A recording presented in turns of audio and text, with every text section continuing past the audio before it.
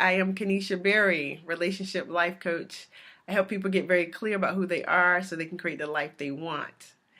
And I know, like, to some people that sounds vague and weird, but I promise you, I get so excited with my clients who do the work and get clear. Like, literally, like, they're like, oh, that's why I do what I do. That's why I act that way. That is why I'm producing or not producing the life I want. It's because they don't, there's no clarity. And many times we're just operating in life and we're just moving through life. And we're gonna talk about what we're doing. One of the things we're doing today that I'm going to talk about today is we're blaming. We're blaming life, God, the devil, um, our husbands, our boyfriends, our friends. We blame everyone instead of accepting full responsibility for our life. And listen, like, there is so much power in accepting responsibility for your own life. And I'm telling you, like, if you start moving and realizing that you have, like, when we can move out of a space of feeling powerless to life and realize that we really do have the tools and intelligence to create this life that we want, you're gonna shift everything. And I was just like listening to, before I popped on, this other lady, and she was talking about people now are blaming spirits.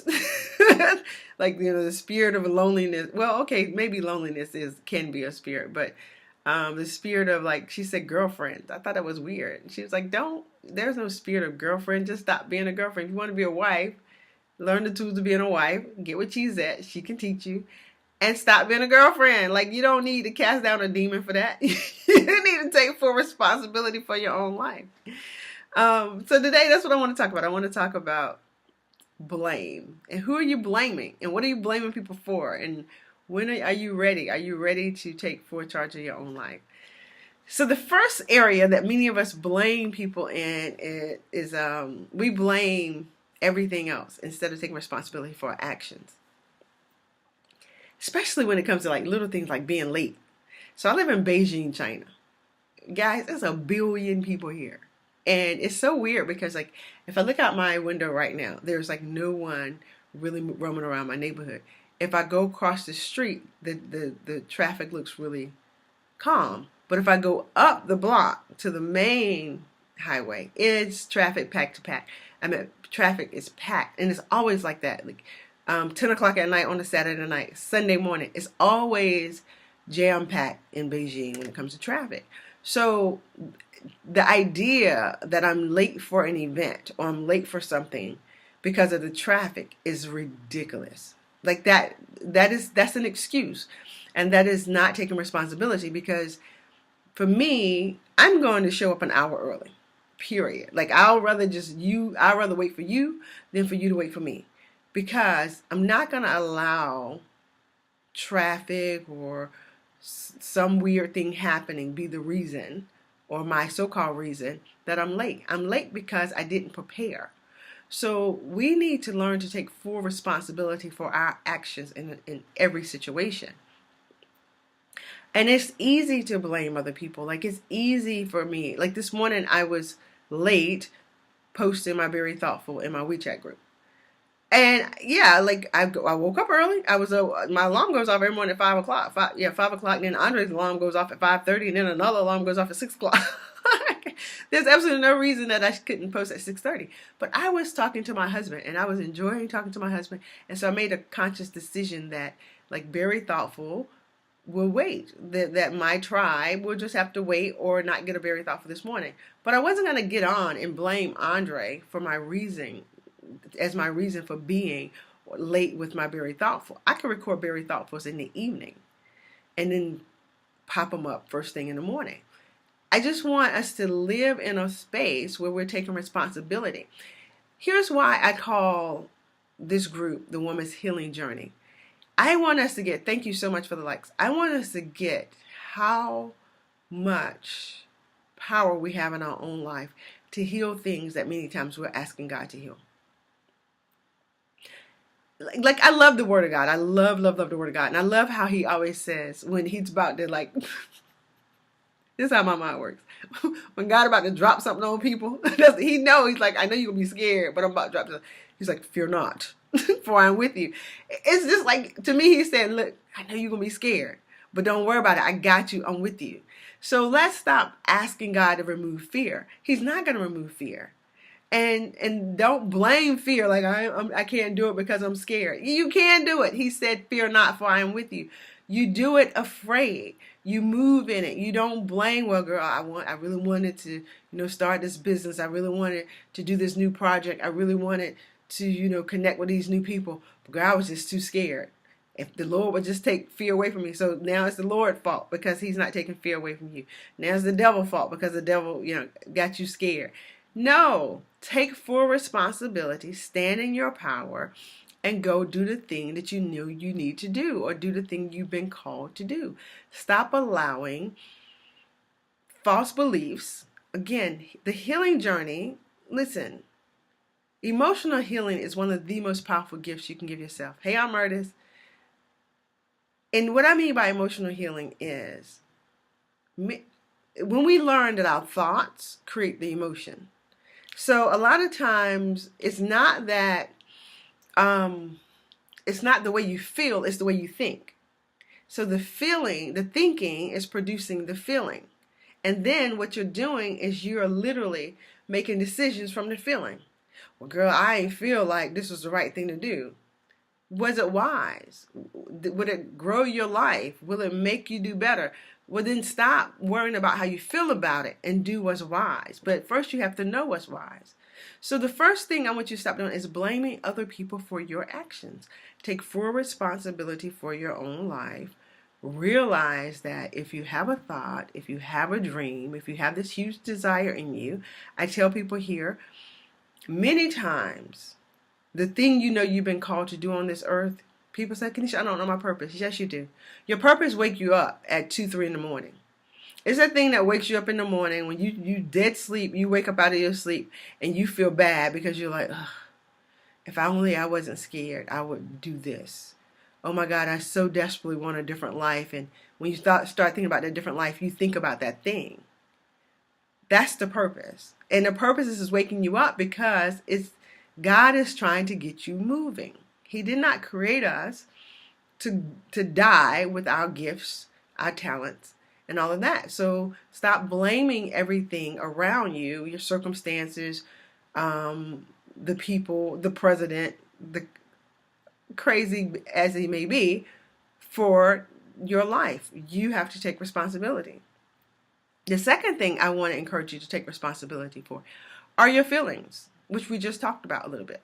A lot of times, and I used to think this too, I used to think that I'm acting this way or I'm behaving this way because you did something to make me feel this way. So if Andre, this is something small, and that's my way of not giving y'all all my business, although I will.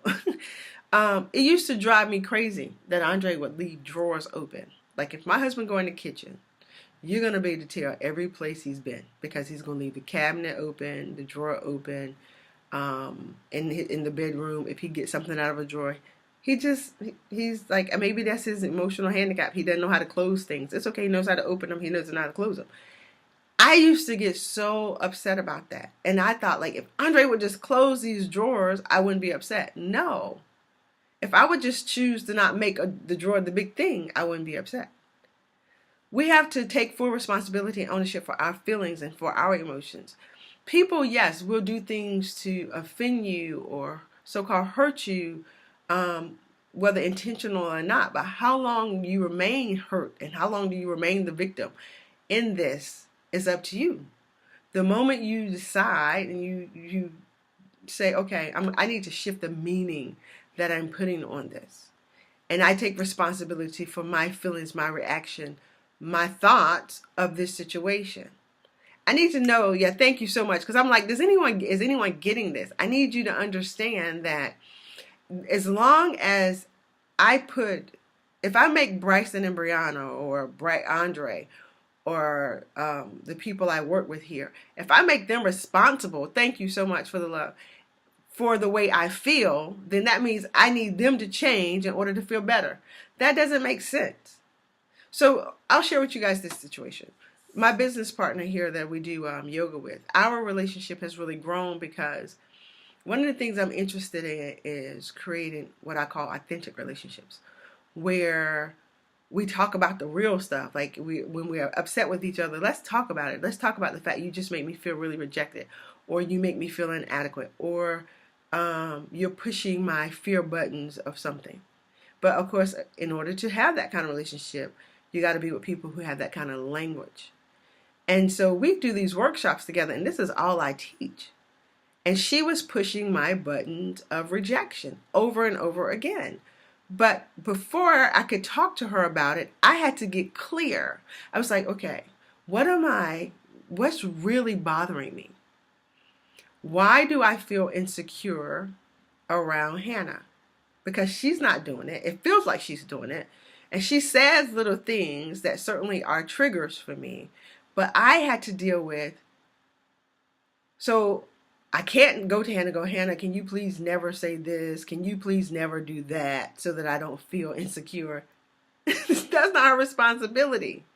And I know her to be a kind, sweet person. So for me to have put this big monster on her, it was my stuff.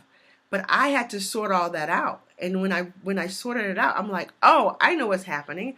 When she says, oh, I got this many people to sign up, or I did this and I did that for the workshop, what I'm hearing is, you didn't do anything. That's not what she said. That's what I heard. I have to take responsibility for those feelings. I have to take responsibility for the way I'm thinking about that thing. Do you guys get it? So many times when you're in relationships with people, particularly in marriages and that man-woman relationship, we are in conflict, not with the person, but we're in conflict with the thought that we walked into the room with. So if I walk into the room already feeling inadequate, already feeling like I haven't done enough, that I'm not smart enough, I'm not good enough, and then Andre says, what have you been doing all day? And I start arguing with him about, what do you mean what I've been doing? I've been working hard. I'm not arguing with him. The argument is with my fear of feeling inadequate. And I want him to make me feel adequate. I want him to make me feel better. You guys get that? So whose responsibility is that? It's my responsibility to be in alignment and in check with my thoughts. What am I bringing to the table? What am I making this mean? And to realize that he's not making me feel that way. I felt that way when I walked in the room. He's just triggering it, and now I'm trying to make him responsible and make him make me feel better. That's not his responsibility. I'm blaming him. I'm blaming him. If you did this, or if you just told me I was pretty, then I would feel better. No. I can tell myself that and feel better. And you can too. So take responsibility for your feelings. Like, stop thinking everybody do something to piss you off. They make me mad. No, there's some anger inside of you that God wants to deal with, that he wants you to come full circle with, because anger is fear. And so the anger is showing up because anger makes you feel empowered. And it doesn't make you feel, but fear makes you feel helpless. So when you move in the anger, now you're looking at them. It's their fault. If they would, I hurt them. Like, it's all, think about it. Anger always points the finger at them. Fear makes me look at me. But if you really want to change a situation, change your life, change people, and change your relationship with people, then that's why you want to make sure you're clear about you. And get honest and be like, okay, why did that make me so angry? Ask that question. Why did that make me so angry? And then sit in that and then figure out, what was it about that person, that situation, that caused me to get that angry? And then you'll start seeing the stuff inside of you that it made you believe maybe something about yourself that is just inadequate. That isn't true. And you, at all times, I always say this to my clients when they say, well, Kenesha, I'm feeling this way, or I thought that they did this, and I'm like, wait, is it true? So don't assume, like when you decide for yourself what other people are thinking, that's you. Like you can't, they think I'm crazy. You don't know that they think you crazy. That's an assumption. And then you're putting all that on them when it's your own insecurities. You get that? So cool. And then the last thing, blame. Please stop accepting blame for other people's emotions and actions. And this is particularly for women, for us as women. And I used to do it until I started learning this. Ladies, if you're dating a gentleman who is unfaithful to you, that's not your responsibility. That's his responsibility. How you remain in that relationship is up to you and your responsibility. But the idea that I hear sometimes women, if I did this, he said if I did this, or if I gave him more attention, or if I was there for him, or if I whatever, then yeah, the evil girlfriend's here. Then he wouldn't have done these things. No, that's his stuff. We don't take responsibility for his actions. We take responsibility for the way we respond to his actions, but we can't take responsibility for his actions. So stop blaming yourself for the other people. Like, sometimes people will say, well, I'm so sorry that I made you feel that way. No, I brought something to your attention. It may offend you, it may hurt your feelings, but I am not responsible for the way you feel about the information I'm presenting you. If my intent is to hurt you, then yes, I'm responsible. But if my intent is to expose something to you that is creating problems for us, or that is a situation, and in the exposure, it causes you to feel sad, angry, or mad, I'm not responsible for the way you feel. I may be responsible for the way I presented it. But we have to realize that what is our responsibility and what is theirs. And when we got to be willing to take full ownership for our own life, our own feelings, our own thoughts, our own emotions, so that then we can start creating this life that we want. And the moment you realize, think about, like, the next time you're about to do something, or you're faced with something new, and your mind wants to look for someone or something to blame, I want you to pull back. And when I say pull back, I want you to go like, whoa, let me wait. And don't allow that thought to build. So don't create a whole story around why the situation isn't working because it's their fault. So if I was to constantly think about, like, I'm a life coach. I have to, in China of all places, I've met amazing people who have connections already in China. If I was to tell myself, well, the reason I'm not being successful as a coach, or I don't know as many people, is because I met these people and they won't connect me to their people, that I'm blaming it on them. That's not their responsibility.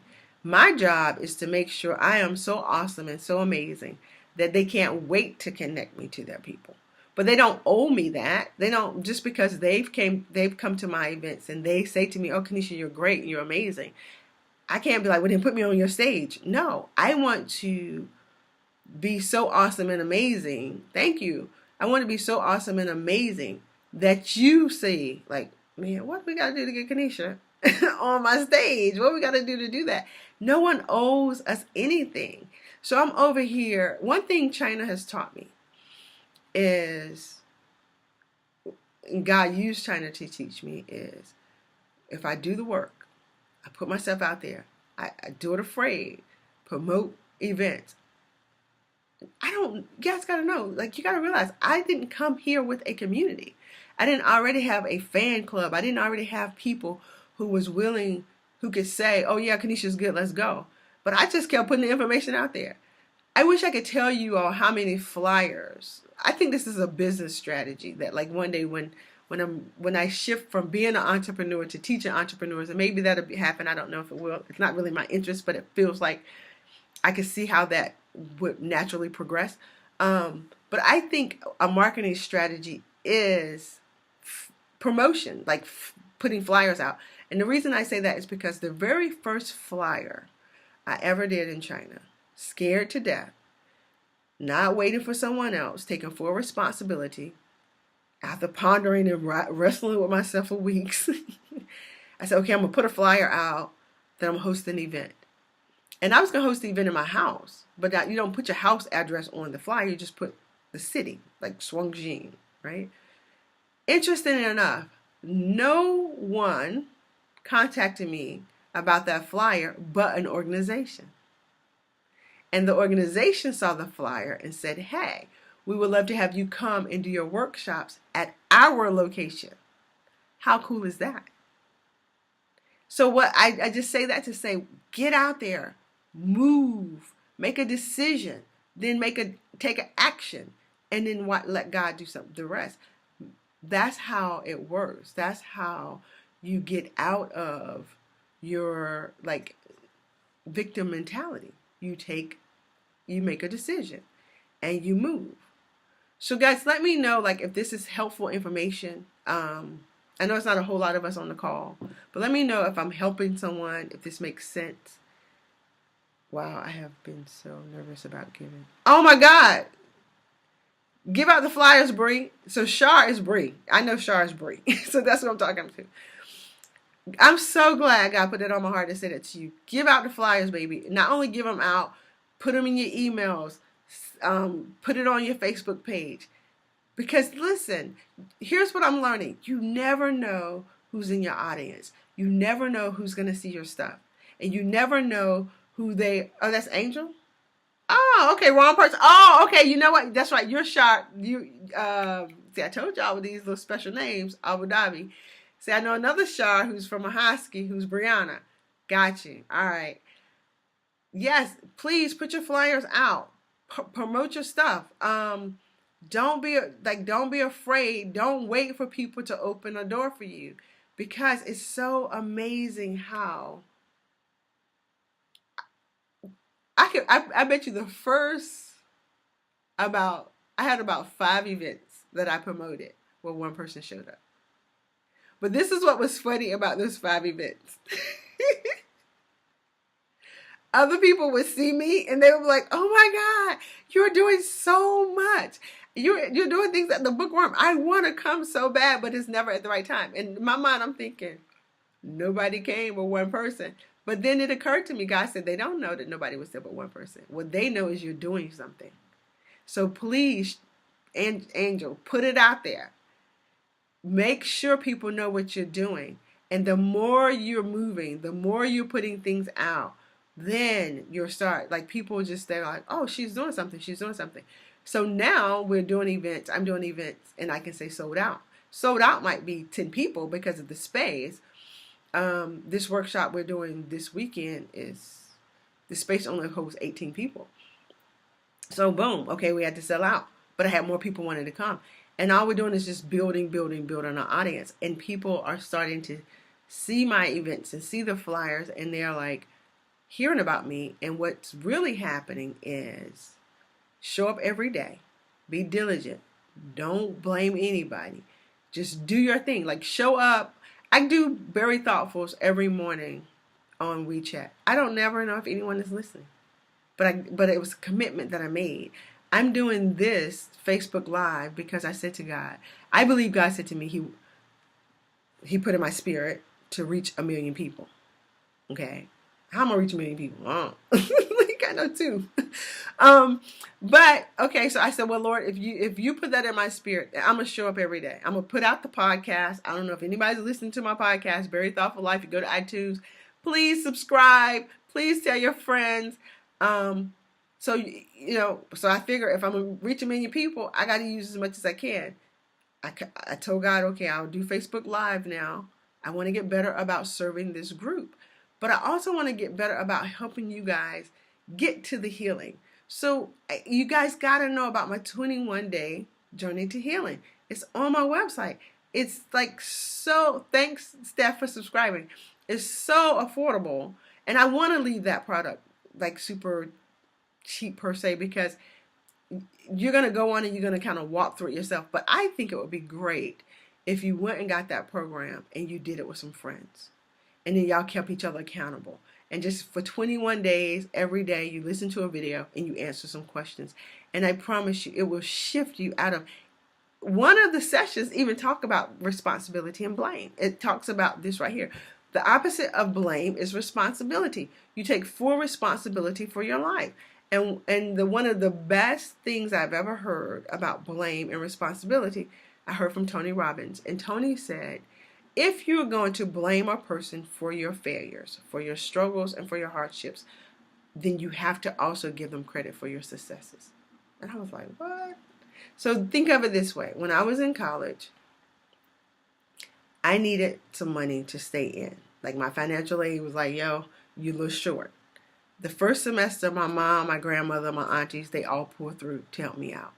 The second time that came up, I reached out to my dad. My dad said, I can't help you. Anyway, that was his answer. He can't help me. So I knew my mother could not help me. My mother would do anything for me.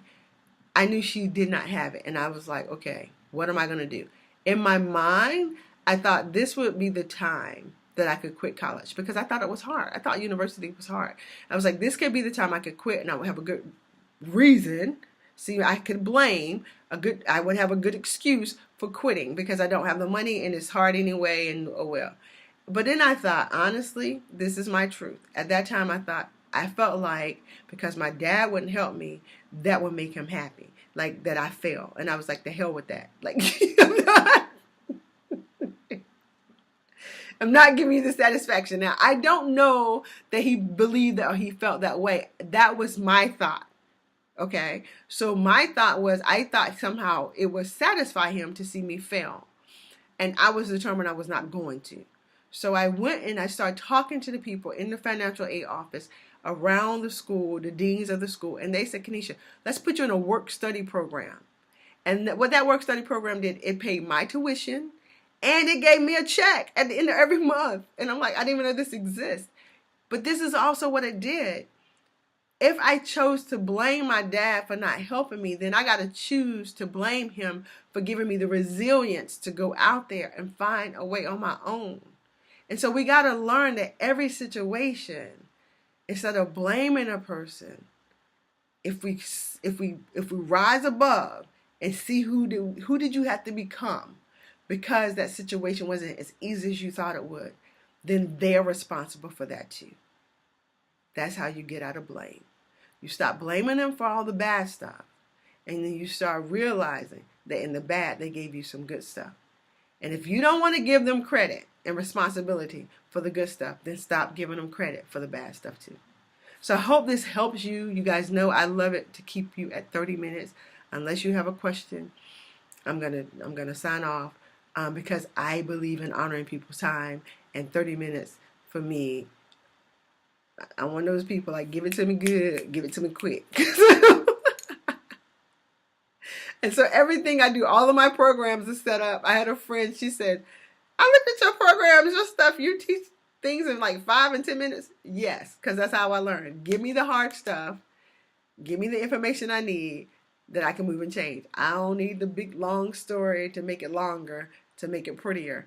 And then if you want that, you contact me and I can give you background and content to help you move through every program that I've created. So if you're struggling with the way you're thinking, your emotions are out of control, you don't know how to take full control of your life, 21-day healing journey. Check it out. It's on my website. The other thing, Journey to Your Best Self. This program is 6 sessions. Oftentimes I do it as a group. I do it as a group for those people who tell me they can't afford me one-on-one. But I also do it one-on-one. It's a really great program. I love this program because every woman, I want to be honest, let me think, I'm running through my brain. Every woman that I have taken through this program has changed their life in the matter of about 3 months. And I'm talking about big changes. One lady, she started her business. She's so busy. She tickles me now, because my prices went up from the time I started working with her. And so now she calls me my new price, Miss So-and-so. But she making more money than me because her business took off. Another sister she was wrestling with whether she should take a new job. She is fast forward moving in the career choice that she wants. Another lady created, like she didn't, the company she wanted to talk to, they didn't really have the position she wanted. By the time she finished finessing with them and talking to them, they let her create the type of teaching position that she wanted. And she said it was all because of the program helping her get clear and confident about what it was she wanted. Journey to your best self. I'm just telling you, if you are living a helpless life and you hoping and wishing and praying and you waiting, Jesus just do it. Jesus is saying, look, you better get your butt in a program and get to doing the work. Because I'm telling you, a lot of times, I love Pastor T.D. Jakes, and I really am going to get off after this. Pastor T.D. Jakes recently said, I'm reading his book, Soar, slowly, but I'm reading it. He said, God does not make chairs. He made trees. And so with the trees, we make the chair. So what that means to me is, after a while, everything ain't on God. You got to remove, you take the gifts and the talents and everything that he's given you, every experience, every opportunity, and you move in it, and you do it boldly, and you do it afraid, because he already told you, look here, don't be scared, I got you. And you move, and then he will bless that, he will anoint that, because he doesn't make chairs, he makes trees. So it's for us to make the chair. It's for us to make the thing that's going to make the difference in our life. So I hope this bless you. Have a wonderful, wonderful day. Please, guys, share out my videos. If you know women who are going through some emotional stuff, or you just think would benefit from hanging out in this group, please add them to the group. And share things in the group that you know will like help women grow. Don't like just come in my group and promote a bunch of stuff. This is about helping people really get past their emotional healing so that they don't have to live a lackluster life. This year 2018 for me is about purpose, passion, and taking risk. So let's do that. I want you to be about it. Thank you guys. Have a wonderful day. All right. Bye-bye.